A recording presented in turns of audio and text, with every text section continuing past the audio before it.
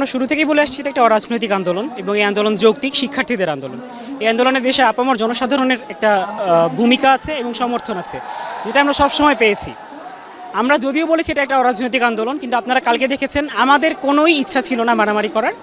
একটা নির্দিষ্ট গোষ্ঠী, একটা নির্দিষ্ট দল, আমাদের নাম বলতে অসুবিধা নেই, সেটা ছাত্রলীগ, তারা এই আন্দোলনকে পরিকল্পিতভাবে রাজনৈতিক বানিয়েছে।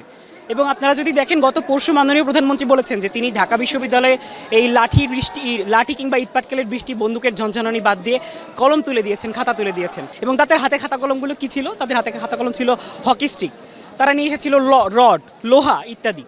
এবং বারবার আমরা যেটা বলার চেষ্টা করেছি যে আসলে গতকাল কোনো সংঘর্ষই হয় নাই, কালকে যেটা হয়েছে সেটা হচ্ছে হামলা।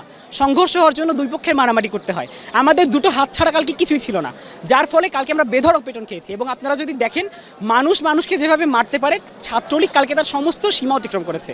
মেয়েদের গায়ে হাত তোলা হয়েছে, মেয়েদেরকে গায়ে পাথর বৃষ্টি করা হয়েছে, এবং সেখানে কাউকে ছাড় দেওয়া হয় না। তার একটা কুকুর পর্যন্ত আছে আমাদের কার্জন হলে, কুকুরটাকে পর্যন্ত ছাড় দেয় না, কুকুরের মাথায় পর্যন্ত বাড়ি মেরেছে। তো এই পর্যায়ে যাওয়ার পরে একটা আন্দোলনকে আজকে আপনারা দেখেছেন, আমরা আজকেও বিক্ষোভ সমাবেশ করতে এসেছি এখানে।